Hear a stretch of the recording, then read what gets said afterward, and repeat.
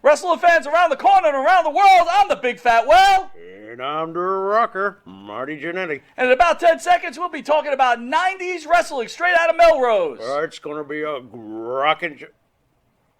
Who let the little kids into the studio? Cut! Wrestling fans, now you too can look as cool as Monty and the Pharaoh by wearing the official Monty and the Pharaoh sunglasses at night for $8.99 each. That's only $8.99 each. Now available at montyandthepharaoh.com.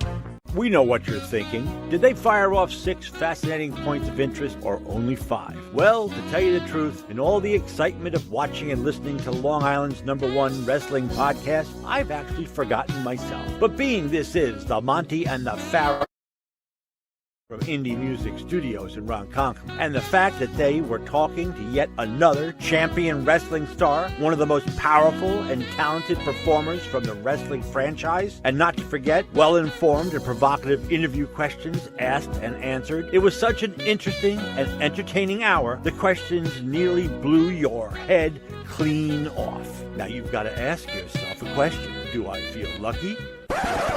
Do ya, punk? What? Yeah. No, I'm behaving myself. No, I'm not playing in abandoned buildings. What? Again? Now, I suppose you had those people follow me again. Fine. Hey, this is Jimmy Farrow from Monty and the Pharaoh, and I want to thank all our subscribers. We have now passed 14,000 on our YouTube channel. But I want to ask our subscribers to take the next step for us and become a full-fledged member of Monty and the Pharaoh. Yeah, that's right, folks. There's 3 different levels to choose from. There's free shirts. There's free autographs. Just check it out and become a member of Long Island's #1 pro wrestling broadcast, Monty and the Pharaoh. Later.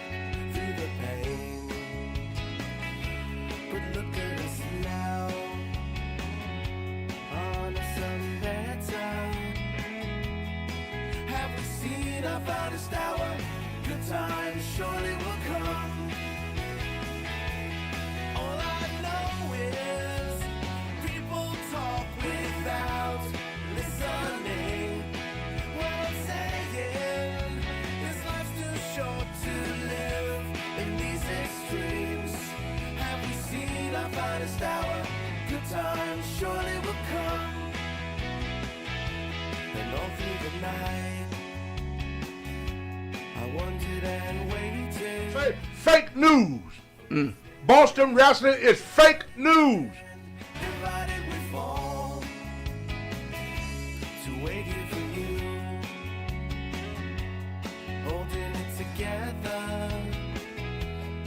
Just like a desert flower waiting on the rain to come.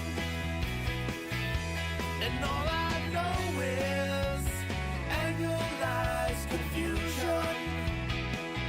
And what I'm saying is you don't realize what this means. Have we seen our finest hour? good times surely will come. Just like a desert flower, waiting on the rain to come.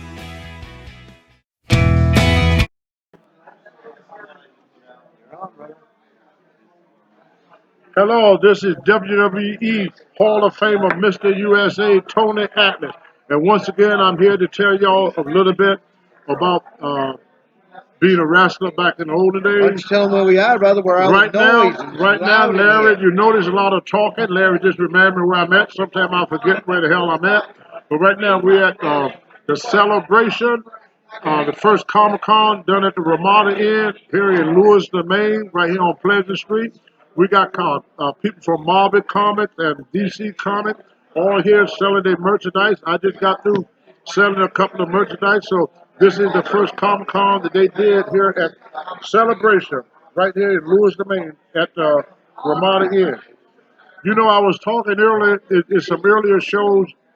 To be a wrestler back in my day, it took more to just be a wrestler. I mean, we had a lot of guys that were big and strong, tough guys, could wrestle anywhere, could do anything. But when you put the name on the billboard, they didn't draw money. Then when you put Hulk Hogan name on the billboard, he drew money. It was just something about people like Hulk Hogan that really, really had what you call drawing power, the power to draw fans. Not mean that Hogan was not a good wrestler, that Hogan was not good at what he did. In fact, he was a good wrestler, but he had a little bit extra. You take like a Dusty Rhodes, for example.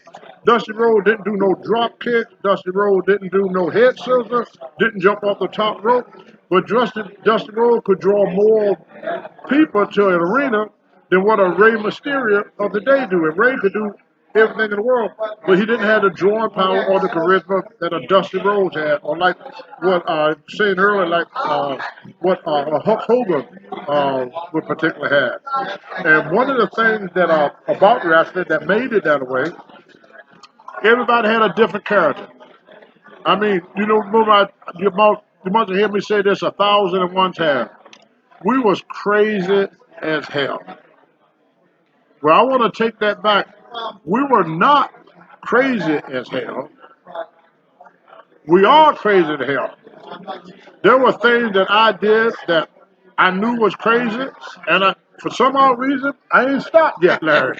I still do crazy things because a wrestler, he would wake up the next morning. Like I said, we didn't have entertainment back in the day. We didn't get to go to movies. We didn't get to go to watch television. We didn't get to go to the park. We didn't go and do this simple thing that people did because we had to create our own entertainment. Well, I hear CM Punk talk about it. I hear what is his name, Honky Tonk Man talk about it. Yeah. I hear a lot of wrestlers from the time talk about one thing. And the one thing they all used to talk about is Tony Atlas having a foot fetish. First of all, I do not have a foot fetish. Let's get it straight. The guy said, oh, well, Tony like girls in high heels. When I see a woman in high heels, what I think about is going to church because I'm raised up in the country. So the only time a woman put on a pair of high heels in my day was she went to church. So when I see a woman in high heels, I think about going to church. Now, some of the things that they said that I do was not true. I mean, it make a good story, as Mad Dog Vachon would say. If a story is worth telling, it's worth embellishing. Tony Atlas' main thing was not high heel. Tony Atlas' main thing was sneakers. There it is right there. And like I said, you have to be tough. I didn't just look at the sneakers. The sneakers didn't just step on me. What I used to do, I'd come to the room, and don't y'all get scared now, and give it to me, girl. Boom, boom, boom, boom, boom, boom. Ain't that wonderful? Whoa! Oh, I'm gonna give you some more of that. Yo, hold on. She gonna do it again. Now watch it. Give it to me, girl. Boom, boom, boom, boom, boom. Woo! Now I don't want none of y'all get jealous out there. I want all y'all to go home. Don't worry. Look at you. Don't worry about it, Tony. No, I won't be jealous, kid. I want y'all to go home I want all y'all to go home, get your wife some nice sneakers now. You can't get her any type of sneaker. You have to get the special sneakers there. We're going to put them up there. You got to have these here. You see there? These are the sneakers you got to have right here. And with these, she could stomp on you. She could punch you in the jaw. She could step on you. These are the sneakers. Look at them one. See, that's one leg. Now look at the other one. Two of them. See, that, they ain't that pretty. Have you ever seen anything look so good? Now, these sneakers here are for one reason and one reason only. They is for giving you a see that? Look at that. Oh, boy. Woo! Don't wear those. You don't Now wear those you in know. the street, do you, Tony? No, you don't wear them in the street now. No. These shoes never seen the outside door. Because once you get on the outside, you know, you get kicked in the face, but, you know, when you lift the shoe off, you got dog poop, rocks and gravel and everything else in your face. But that was something I always enjoyed. I'm not ashamed of it. At one time, I used to hide, a lot of guys would hide what they like. And the thing about pro wrestling did for me, especially, they made us be a little bit open about who we are. You know, you hear a lot of stories. If I hear this guy used to do this, I hear this guy used to do that, and this and that. But here in today's time, things are better now in some ways, not in all ways. I mean, you can't make jokes like we did back in the day, but in some way, things is a lot better because people are a little bit more open about what their likes are, and And they're more tolerant. and people are more tolerant. I was reaching out there, I can't think of his name, but with this one wrestler, I used to wrestle with him in 2008. And then a guy showed me something on the computer the other day. Rex Tyler. Rex Tyler? Well, he was a big, strong, 6'4" built guy. Rex Tyler had the dreadlocks. Oh, Yeah. Tyler Rex. Tyler Rex. I'm Yeah. sorry, Tyler Rex. Well, now he just came out and, you know, he's a transgender. But during the time, like during the time where Pat Patterson was wrestling, Pat Patterson could not come out and tell the general public that he was gay. It was like they pick a certain image of a wrestler, and being gay was not an image that the promoter wanted to promote. So he, for years and years and years, Pat had to keep this a secret. Then in Legend House, which a lot of the wrestlers already knew, but in Legend House, Pat finally came out and explained about what he was all about, which I had no problem with, and that was the good thing about being a pro wrestler in my time. We all had our hangs up. Mans was a sleeker, another guy was high heels, another guy just had, you know, everybody has something that they like. And we would ride up down the road, we would talk about it. Like I was riding with SD Jones, and SD was funny. I love him. SD would come in, hey, boss man, look at the shoes, boss man. Look at the shoes, boss man. She got the nice shoes. She got the nice shoes. You like the shoes, boss man? Yeah, boss man. That was SD Jones. You know what I'm saying? Hacksaw Jim Duggar used to come up and say, hey, you don't want to take your shoes off wearing that guy. So all the guys had different things that they liked, but the thing about being a wrestler, nobody criticized nobody. Because everybody had their own little hang up, their own way of entertaining. Another guy, he may go back to the room at night, get a fifth of whiskey, and he would drink whiskey and eat cheese and stuff like that. Another guy was into drinking wine. Another guy was into drinking beer. Just about everybody drank something, but nobody made fun of you for what you did. So it gave us a chance to be more and more open, and I think what that did would help us to get into our characters more. Because I asked the promoter a long time ago, I said, what image, what gimmick should I get? He said, Tony, just give it time, you will come into your own. Like, of all the people that was born on this planet, from the beginning of time, there have never been one person to have the same fingerprint or the same DNA. And we used to say wrestling is the only sport on the earth that is for real. What we meant by that, our character was not fake. If you ever meet Ric Flair, I say this 1,000 times, The same Ric Flair you saw on television, that was the same Ric Flair we saw in the dressing room. The same Ric Flair we saw at restaurant. He became that character. He became Ric Flair. People ask me in the gym, because I still lift pretty heavy, Tony, why you lift such heavy weight? Well, that's Tony Atlas. I told him, I said, I got to be Tony Atlas. I can't come to a wrestling event without the gun. They're not as big as they used to be, but people expect to see Tony Atlas with the gun. That's what people expect to see. They want to see some muscle on me. They don't want me to show up and have absolutely no muscle. That's my character. I'm being myself. You take like the Freebird. They didn't act.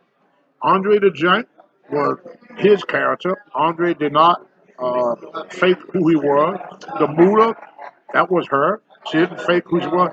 Even the Ultimate Warrior.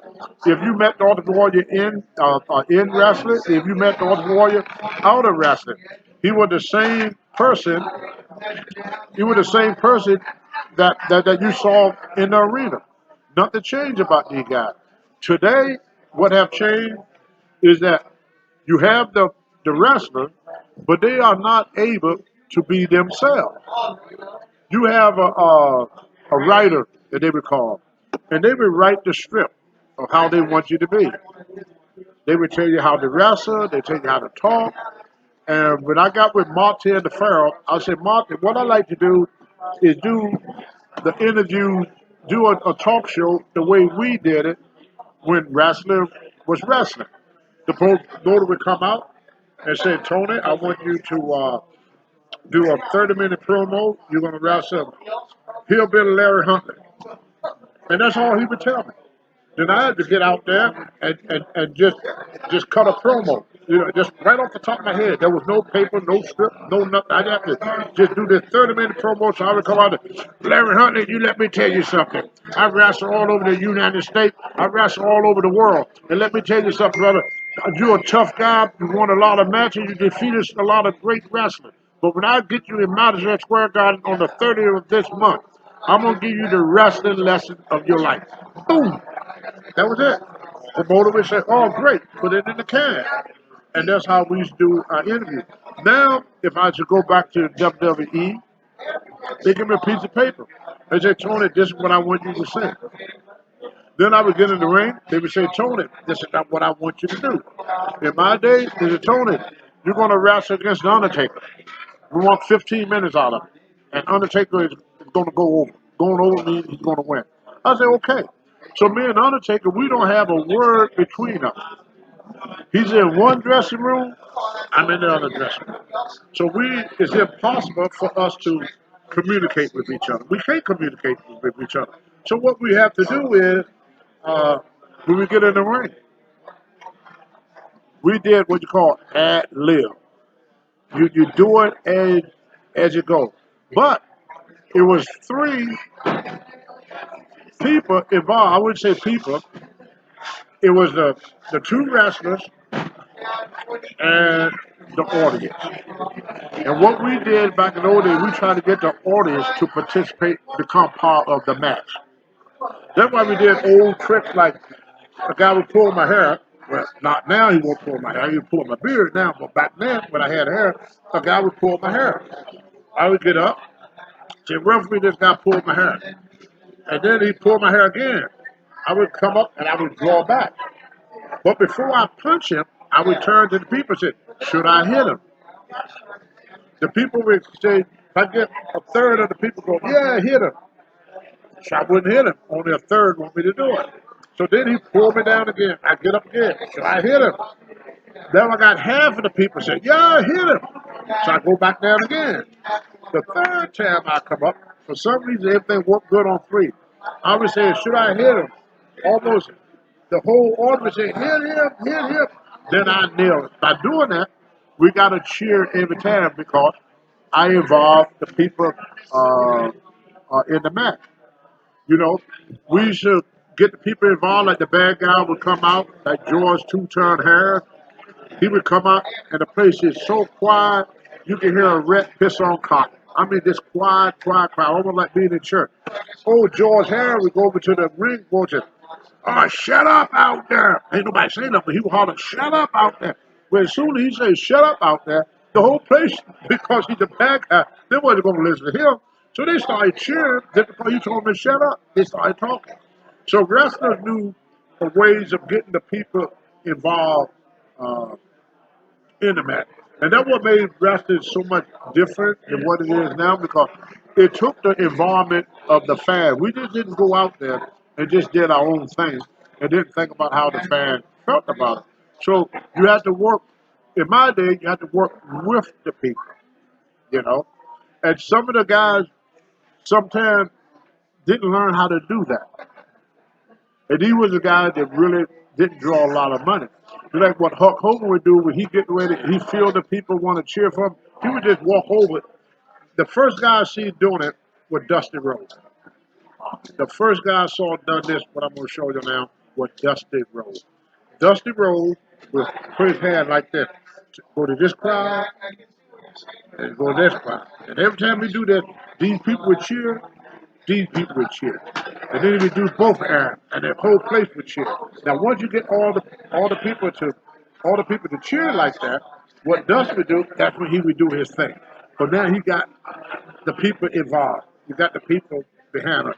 And that's what made the wrestling a little bit more entertaining, where the people could become part of the show.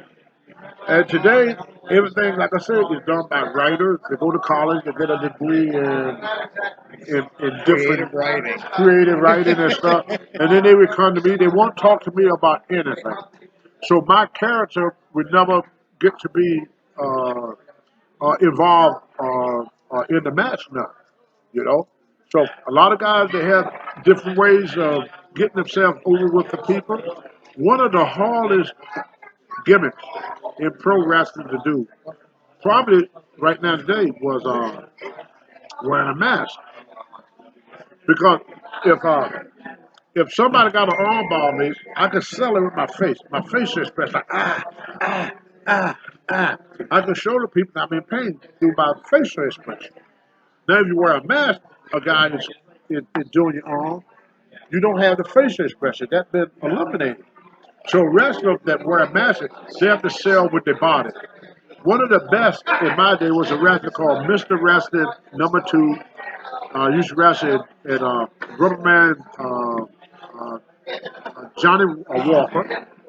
And he was, what you call it there, when you was real flexible, double jointed. Oh, yeah. Like double jointed. I mean, he could put his leg behind his neck. You know, he was just double jointed. You could twist his arm all the way around. You wouldn't hurt him because, you know, he wasn't called double jointed. Well, he wrestled for years and years and years as Johnny Rubberman Walker, Johnny Walker. And then he got this break in Georgia where he's going to wrestle Tim Woods, who was Mr. Wrestling #1. And they brought Mr. Wrestling #2 in to be a bad guy, a heel. Well, what ended up happening, he got his break by accident, because what ended up happening was Wrestling 2 got unmasked by a fan accidentally and got his finger bit off, which right away they started pushing Wrestling 2. But he was in later years when he got his break. He was almost in his late 40s or so, you know, when he got his first break in pro wrestling. So sometimes a wrestler would get his break very early, like I did. You know, I was very lucky that 2 years into the business, I was what you call the main eventer. Wrestling 2 was in the business for 12 years before he got his break. Tasmania, 14 years before he got his break. So, Tasmaniac. By the time he got his break, he was in the business for about 15 years. Tommy Dreamer, he didn't get his break right off the bat. He was in the business for 5 or 6 years, maybe even as long as 10 before ECW came along when he got his break. Because I met Tommy Dreamer back in the late 80s, early 90s. We were working for ICW, International Championship Wrestling. He was on his way up, him and the Patriot, Tom Brandon, and the Tasmania with him and his brother. And these guys were trying to make a reputation for himself. You take Cactus Jack. He didn't get a break right off the bat. He wrestled 3 or 4 years before he even got a break. Got his first break, but I wrestled him in '89, and then about 2 or 3 years later, he went to WCW and became a big star as Captain Jack. So for some wrestlers, they call them like shooting stars. They go to the top of the heat right away. Then you got other wrestlers that it take years and years and years and years and years for them to get top. Hulk Hogan, for example. I wrestled Hulk Hogan in the late '70s, '78, no break. '79, no break. 1980, no break. He didn't get his break until the Rocket movie came out, which was what, No, 82. 82 or something. So when you look at probably that 85 or something. No, Yeah. it had before that. No, he wasn't champion in '82 because me and Rocky won the belt then. Backlund was still champion. But me and Rocky won the belt is '82. Yeah, but he was there, but he was putting over. I know I beat him in '81. No. He went to AWA and was a got a break there. Yep. And then Vince hired him in '83. '83. Yeah. So you see, it took Hogan a while to get to where he's at. Brandon Savage, even though his father was a big star for many years, Randy didn't get his break until the late '80s, early '90s. And he was around for years and years and years. I even got a booklet I was looking at, the Georgia Championship Wrestling, where Randy Savage was a preliminary guy. He was on the bottom of the card, and I see guys that Dino Bravo and all these guys, it was like in the '70s, these guys was like on the bottom. So it took a rest of anywhere between 5 to 10 years before they became a main eventer. As I said earlier, I was kind of lucky because of my physique. The promoter started pushing me to the top at a very young age. So if you got my book, I put in my book, Too Much Too Soon. That came from a wrestler by the name of Wahoo McDaniel. George Scott was talking about making me Mid-Atlantic champion. I only been there for 3 years. They want to make me champion. And Wahoo said, "You're pushing them too fast, George. You're giving them too much too soon." Most of the time before a wrestler made it older, they made over $1,000. They have been wrestling for 3 or 4 years before they started making that type of money. I made $1,500 my first week as a pro wrestler. And that was my smallest week. So in other words, I got spoiled. Everything came to me so easily that I started taking things I took it for granted, to be honest with the people out there.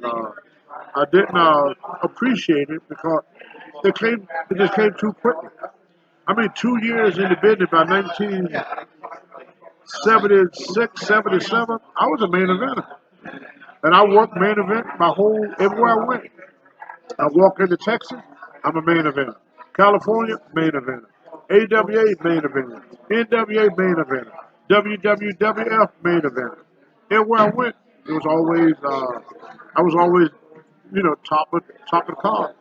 And I feel over the years, it may have caused, in fact, I know it did, cause a lot of animosity among wrestlers that have paid their dues. Imagine you work a job for 10 years. You at work every day. You know the program. You're never late. You never complain. All of a sudden one day, this young kid walks through the door and becomes your boss. He don't know how the system works. He don't know anything about the job. You got all the experience, put in all the time. We had this kid and get this nice fat check, and you've been around all the time busting your butt, and you didn't get the promotion that you probably felt you rightfully deserved. Well, wrestling is no different than any other job. There was a lot of wrestlers that I know for a fact, they told me out of their own mouth, that they had some animosity towards me because they felt that I didn't earn the title. In fact, I hear talk in the dressing room about Hulk Hogan when they made Hogan the champion after all these years. They said, well, there's a lot of other guys. What about Jimmy Snuka? What about Pedro Morales? What about this guy? They start naming all these other guys that should have been there. But the problem with me, Jimmy Slipper, and all the guys, we was good drawers. I mean, we drew good money, but we couldn't sell out every arena. We couldn't put the butts in the seats like Hogan could. We didn't have the charisma that Hulk Hogan did. I hear people talk about Dusty Rhodes. Because Dusty Rhodes was a chubby guy. He had no build, no muscles or nothing. But when you put Dusty Rhodes on the car, especially in Florida and Georgia, down south during that time, I mean, y'all saw him up here on the WWF, but I knew Dusty That before was we at the end came. of the road. Yeah, that was the end of Larry Manning. That was the end of our Dusty career. But if you ever saw Dusty in a Cherry Funk or Harley Race, even Ric Flair, if you ever saw Ric Flair in his heyday, the first question that came to your man was Ric Flair was the greatest wrestler, greatest entertainer of all time. There was nothing Ric Flair could not do in the ring. And outside the ring, you know, he was tough. One thing I say 1,000 times, I can get in a fight with Larry Huntley. Larry is a wrestler. If I lose a fight with Larry Huntley, it's no big deal. But if I got in a fight with a wrestling fan or a spectator and I lose the match, the promoter will fire me. Because people seeing us as being the toughest guys walking the face of the earth. We was looking at that being big, rugged, tough. Killer Kowalski, Ox Baker. These guys, they even look like monsters. Mad Dog Vachon, these guys. Bob Orton Sr. They was like rugged guys. So when they see a wrestler, the first thing they thought, you don't want to fight a wrestler. He's a professional wrestler. You don't want to fight him. So the last thing a wrestler want to do is get into a fight with a guy that's not a professional fighter and lose a match. It's kind of like Mike Tyson going to a bar and getting beat up by the bouncer. I mean, it's very hard to call Mike Tyson heavyweight champion of the world when there's a bouncer, in Lewis and Maine that can whoop his butt. Well, it was the same thing in wrestling. It was very hard for me to be Mid-Atlantic champion or WWE Tag Team champion with the Rock Father, Rocky Johnson, and then go to a local bar and get whooped. So what I did, I made sure that I kept myself in the best shape possible.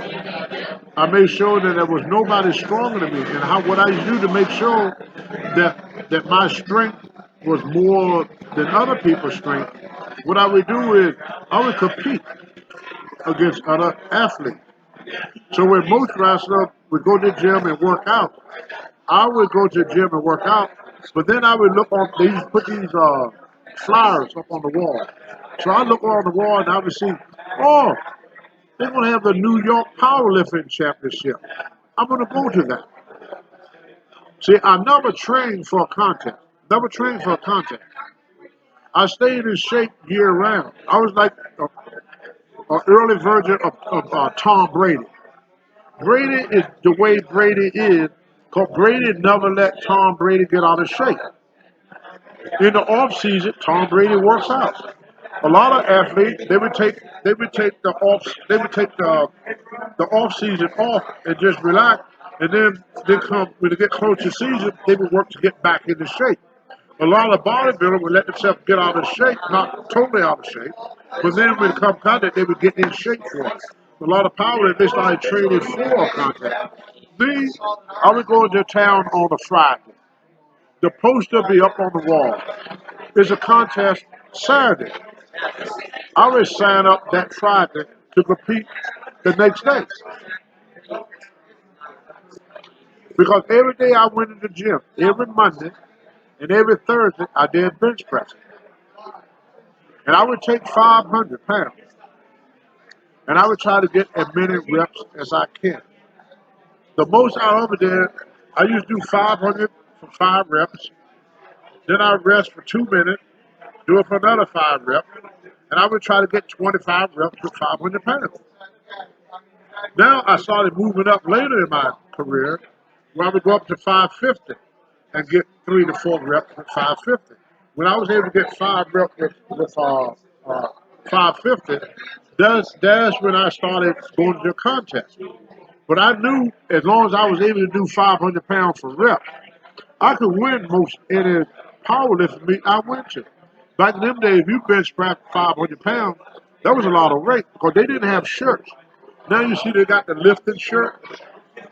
Now, I was in a contest here in Lewis, Maine. In fact, it was right here in this building where we're at now at the Ramada Inn. Russ Barlow, the local promoter and the local power lifter here, he put on a contest. And I was lifting against a guy. The first attempt, I did 500 pounds. Where the guy that lifted against me, he did 500 pounds. Then we went to 550. I did the 550. The guy that was with me, he took the 550 off. He brought it down. His shirt ripped. The weightlifting shirt. Did you wear one? Were you I wearing never it? wore a shirt. I Okay. never wore a shirt. His shirt lift. So now he got to lift without the bench press shirt. He bring that weight down. That weight never left his chest. See, these shirts, if you got like a 500-pound bench, with the shirts, you could do maybe anywhere between 50 to 100 pounds more than what you could do. They assist you. In fact, some of the shirt, a guy bought a shirt one time and had me to help the spot him. He had 400 pounds on. He take the 400 pounds off, he bring it down to here. The weight won't go down no more. He had to pull it down to his chest. I had to push the weight down to his chest because the shirt is so tight. It couldn't touch his chest. Couldn't touch it. But as soon as you put it down to the chest, Pop up.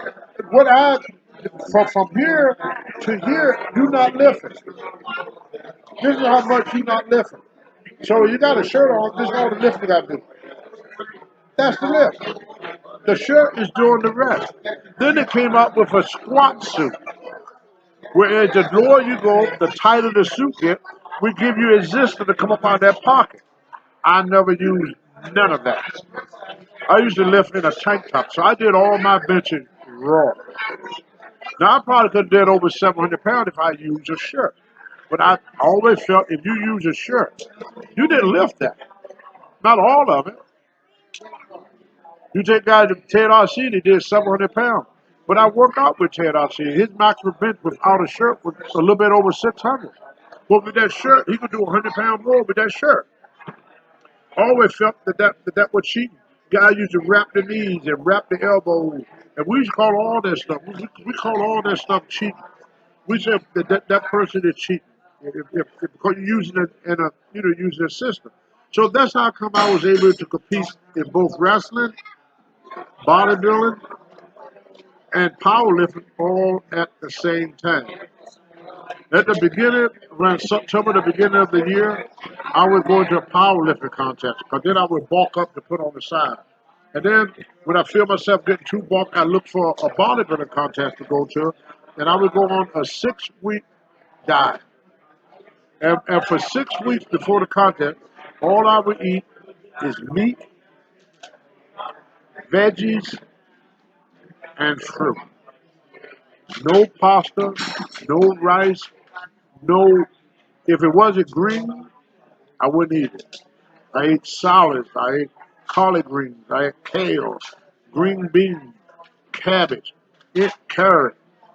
But I wouldn't eat potatoes. I wouldn't eat a potato. Carbohydrate. It was too much, yeah. Because you get it's carbs in everything you eat. So I would not eat nothing that was fattening. And the only liquid that I used to drink, I had my coffee in the morning, and all day long, the only thing I would drink was water. I love my beer, but if it's a bodybuilding contest coming up, the one thing I wouldn't do is drink beer. I wouldn't drink no beer because that beer would put that water weight on me and everything, and I didn't want that water weight on me. So it was very, very strict.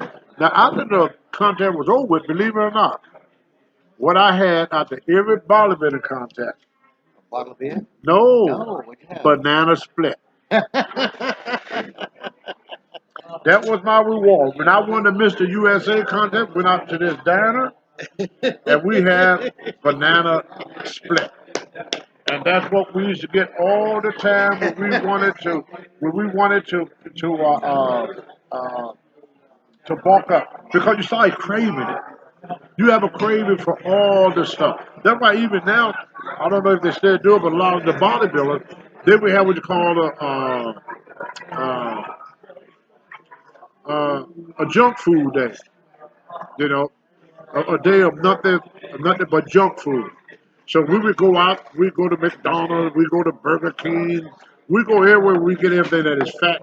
A lot of ice cream you get put away with, a lot of cakes, you know, and we just would scoff down. But then we do that for about a day or two, but then it's right back to the resume. When I was traveling with Rocky Johnson, Rocky, as y'all know, was in very good shape too. He was also into bodybuilding and heavy lifting. We used to go to like Kentucky Fried Chicken, and we ordered chicken breast, and we would pull the skin off of it, pull all the skin off it, and just pull the white meat out of it, and all we ate was the white meat of the chicken or something like that.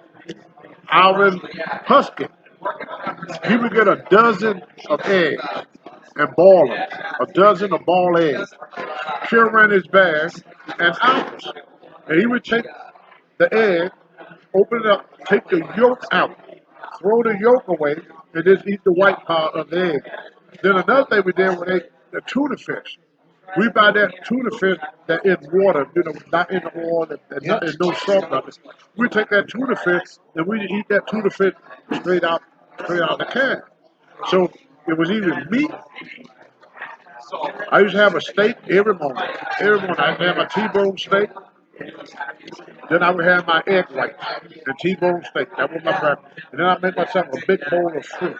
I cut up cantaloupes and everything else in that bowl, and that was what I had.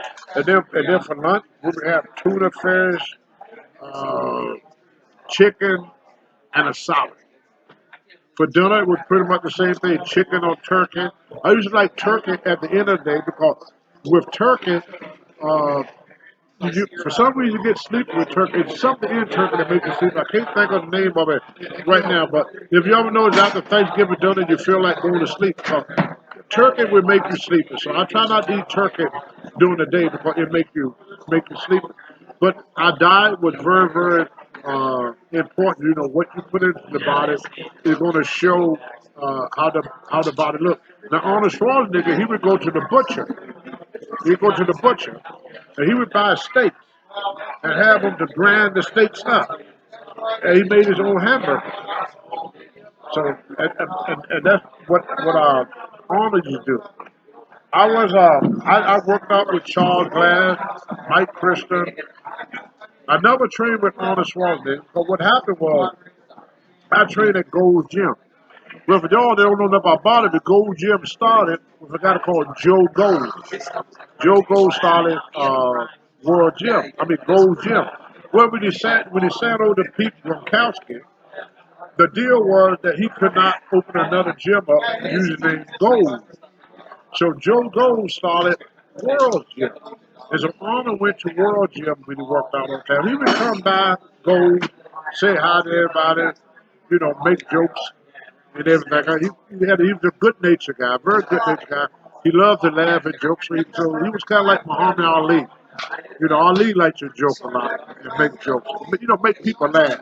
And Arnold Schwarzenegger is just like Muhammad Ali.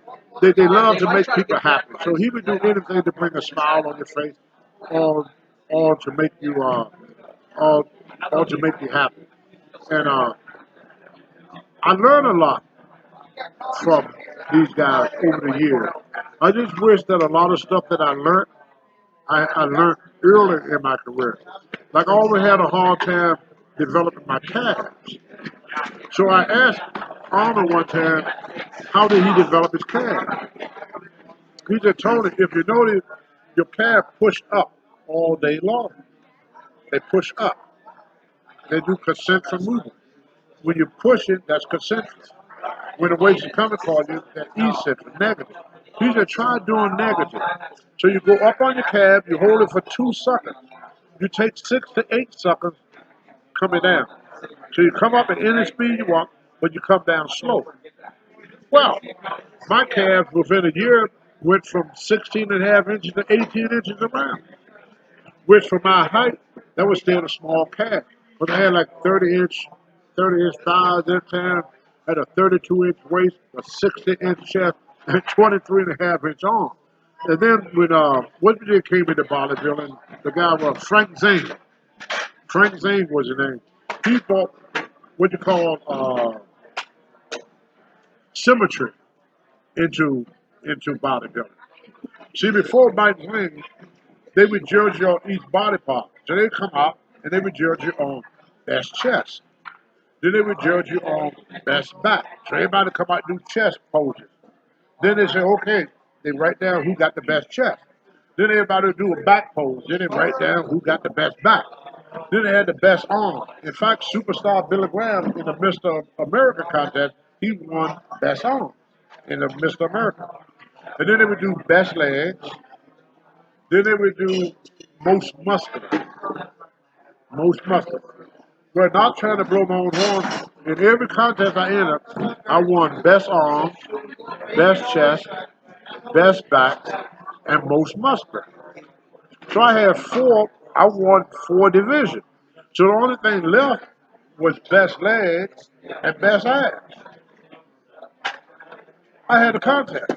But then when Frank Zane came into bodybuilding, everything had to be symmetrical. So if you got 20-inch arms, you got to have at least 19 or 20-inch calves. If you had a 60-inch chest, you have to have 30-inch thighs. So the bottom had to match the top. Now, one of the guys that I thought, he did a little bodybuilding, but I thought he could have been Mr. Olympia if it had been for his wrestling career, was 2 guys. One who was big, powerful, but also symmetrical, of course, was the Ultimate Warrior. The Warrior upper body matches his lower body. And you look at Lex Luger. Lex Luger was another one. His upper body matches his lower body. Now, Albert Puskey had a great body, but if you ever met him in person, his leg was much bigger than his upper body. He didn't have the big arms to match his leg. You know, he had a great upper body, but his lower body was, you know, his legs were like tractor tires. So he had like 21, 22-inch calves, but he had like a 16 or 17-inch bicep. So it didn't matter. Bodybuilding was hard to get into wrestling back if you was a bodybuilder, because there was a perception that if you had muscle, you was muscle bound. You couldn't move around the ring. You lose your flexibility. So a lot of the wrestlers, as me and Larry talked about on earlier shows, didn't do weight training. They did what they would call calisthenics. They did a lot of push-ups, a lot of free squats, a lot of setups, a lot of running, and they did pull-ups, a lot of pull-ups. And these were pretty much as close as you got to, but they didn't do resistance exercise because they believe if you lift weights, you can't move. But I found out that lift weights have nothing to do with your flexibility if you stretch while you lift it. As long as you stretching that muscle will get tight. In fact, then I'm a personal trainer here at the Auburn YMCA. I learned over the years that stretching is part of training. It's for circulation. So when you stretch a muscle out, that muscle pump a lot easier. You can really pump that muscle a lot easier if you got good circulation. Because what happens is when you're pumping the muscle up, muscle cell, as you pump the blood in, the muscle cell expand. You keep expanding until you get this maximum. Then once you get that maximum pump, you want to keep it there. You want to keep it right down that maximum pump. And it started to go down. And before it goes out, you pump it up again. After a while, the muscle will adjust. The muscle will adjust to what you're doing. And that's pretty much how bodybuilding works. There was a lot of guys that lift weights but didn't have the bodybuilding look, like Don Morocco. He had shoulders like cannonballs, big arms like tree trunks. But as you look, he wasn't defined because he lifted the weight but he didn't do the diet.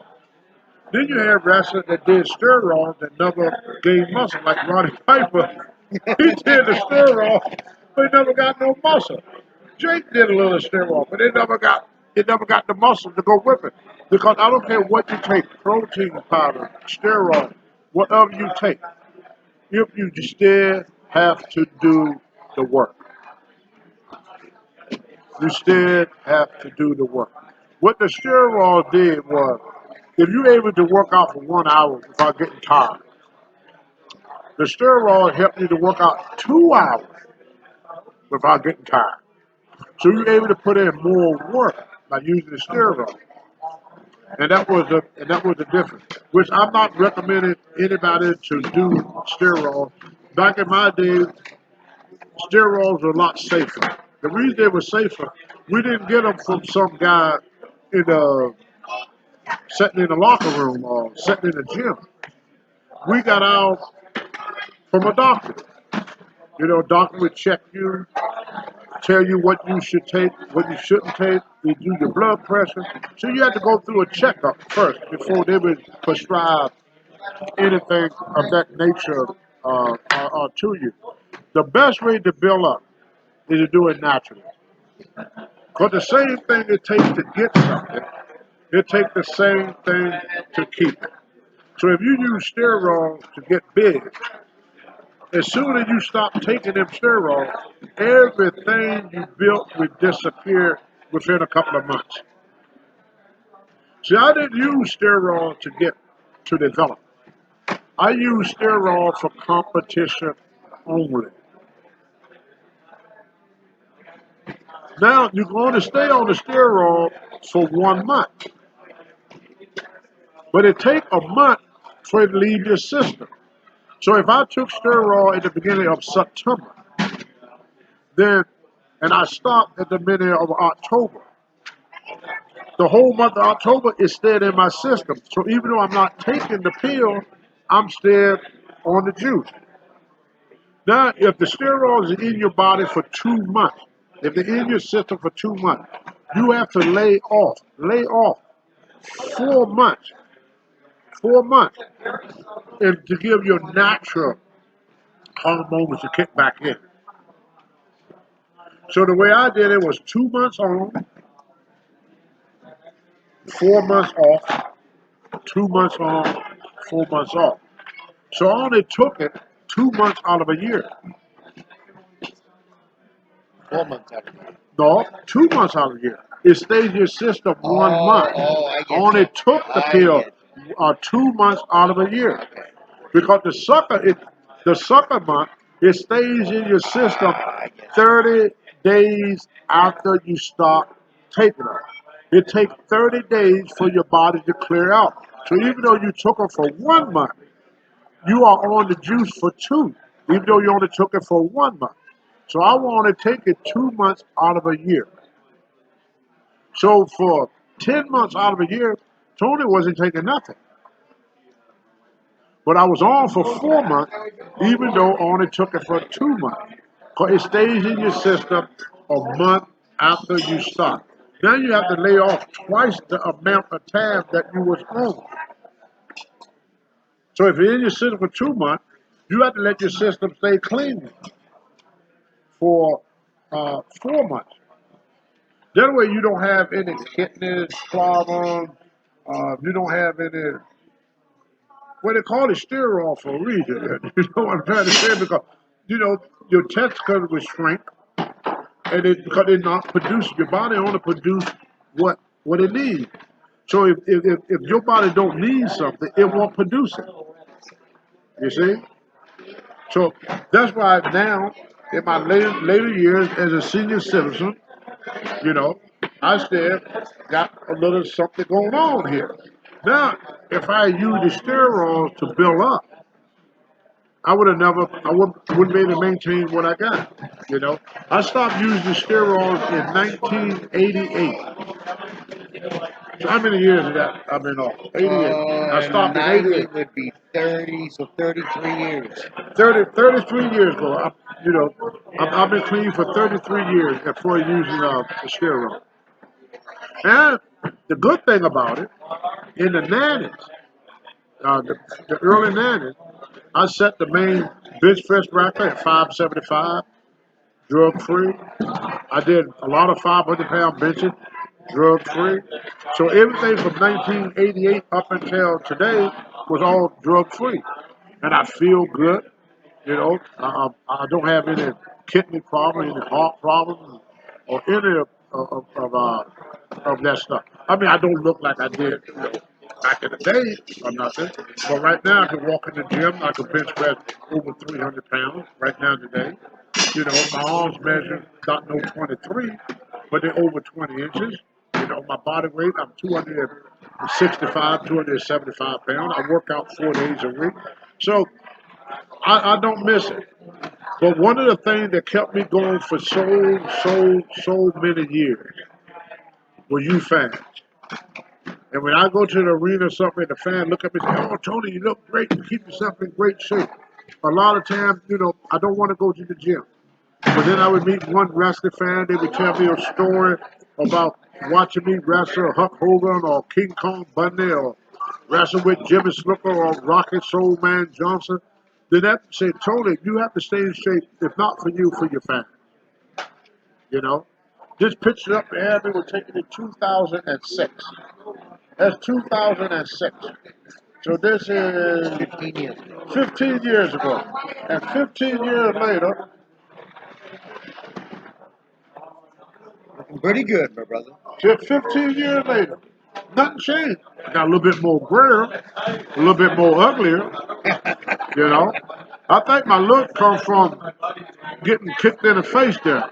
In fact, where that shoe girl at, Larry? It's over there. Hey, young lady, I'm gonna get this young lady come and kick me in the face there a little bit more, brother. I'm gonna have me a good old hand. This is my Christmas present. Y'all may think I'm weird, y'all may think I'm crazy, and you know something? You're absolutely right. Because right now, I'm gonna get myself a little foot action going on here, and I don't want none of y'all criticize me because we all got something that we like.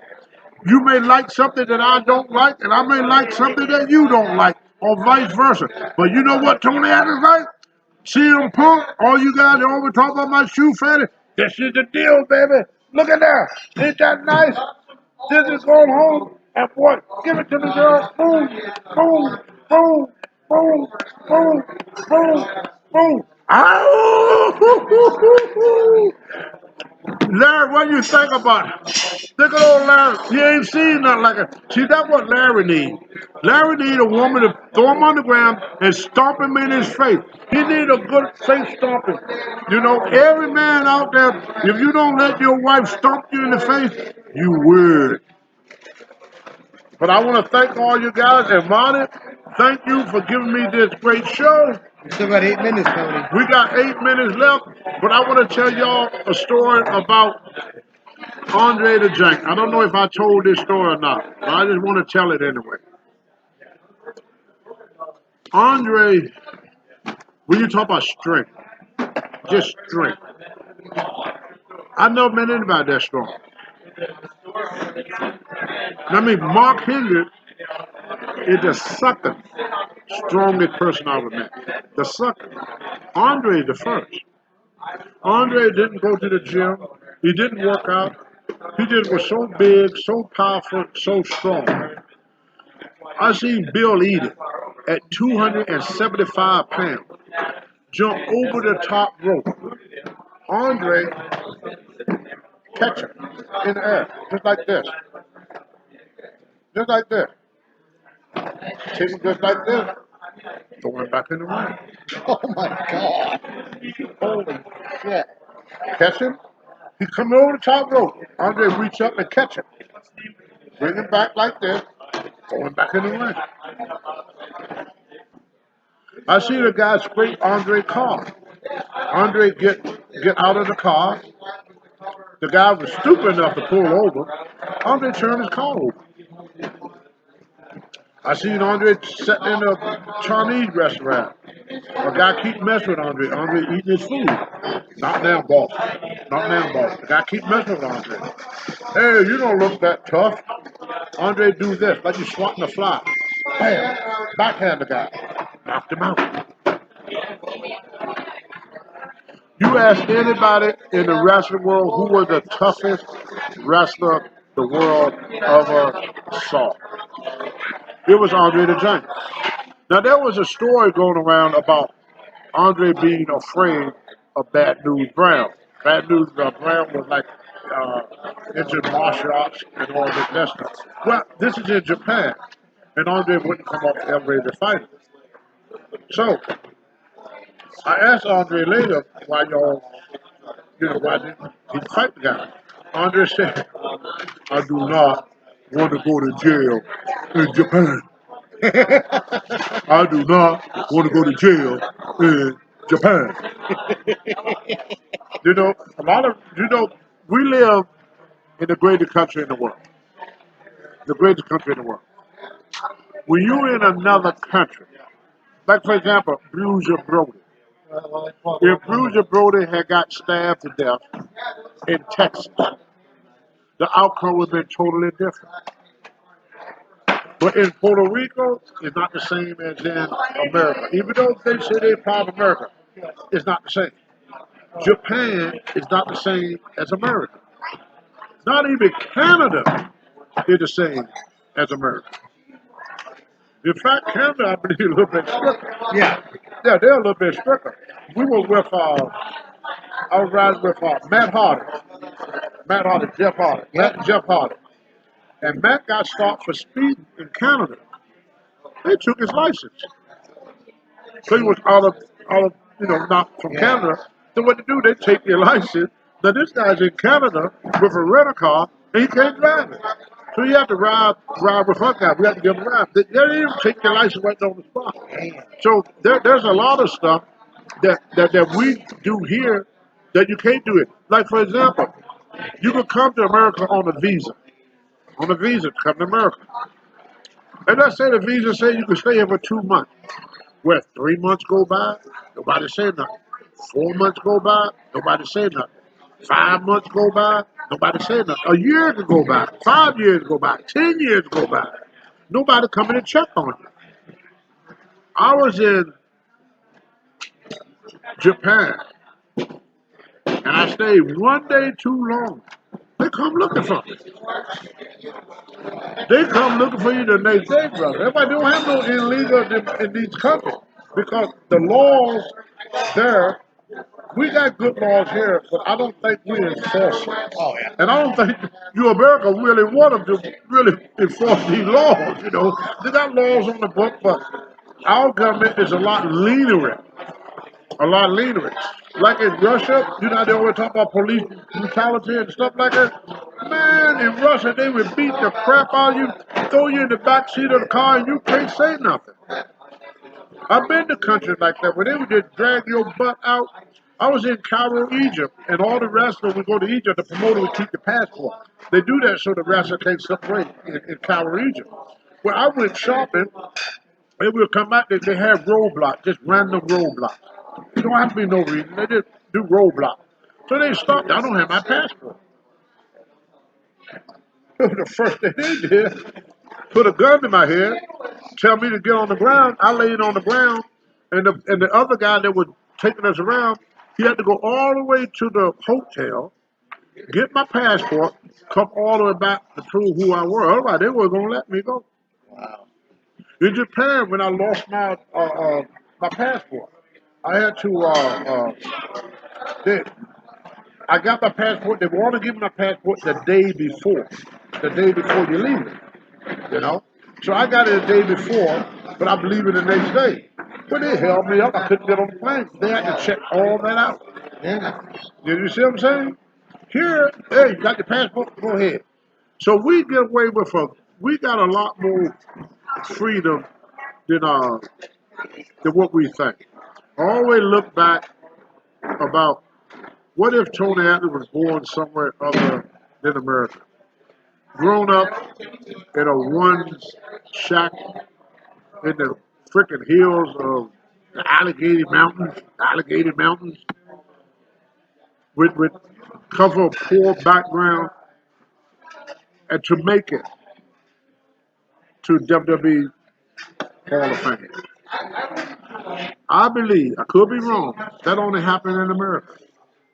That only happened in America. So me being Mr. USA, I'm very proud of being Mr. USA. I'm very proud of being an American. I'm glad that I got the right to vote. Everybody's equal now. In my opinion, there's only two things in the world: good and evil. Go, brother. There's no Republican, no Democrat, no blacks, no whites, no females, no males. We all Americans. We all got the same right, the same opportunity. My success in life I owe to thousands and thousands and thousands of people.